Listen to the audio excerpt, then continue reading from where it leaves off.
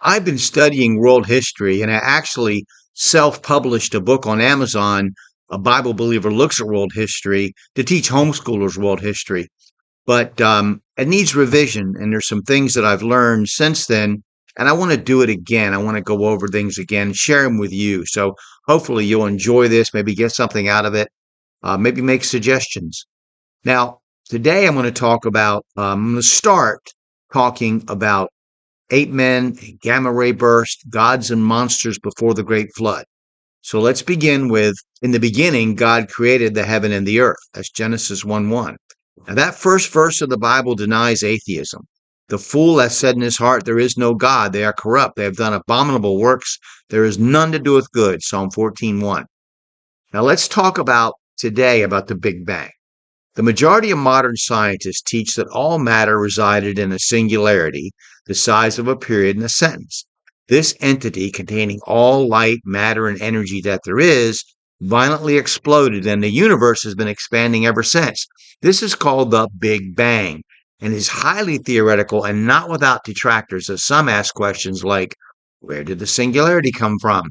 And if empty space is part of the universe, then what about the empty space just ahead of the explosion or a trillion miles in front of it?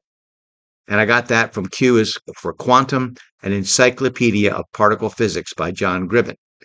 Medieval Kabbalists, believers in an occult form of Judaism, believed that in the beginning God filled the universe, then withdrew from it, leaving something the size of a mustard seed, which contained all light, energy, and matter, and exploded, creating what we now know as the universe. The modern Big Bang theory in an oversimplified form sounds a lot like this occultic belief, doesn't it?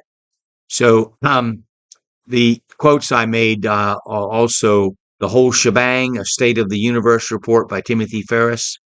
And as quoted in that book, astronomer Stuart Boyer admits, quote from that book, ultimately, the origin of the universe is and always will be a mystery. Well, unquote. I would suggest he read Genesis 1:1. That should help.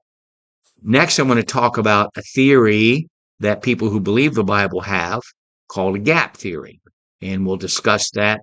I hope that if you enjoyed this, you'll click like and subscribe or follow and share the video with someone else. Save it to favorites, watch it again, repost it. But let me know what you think. Thanks.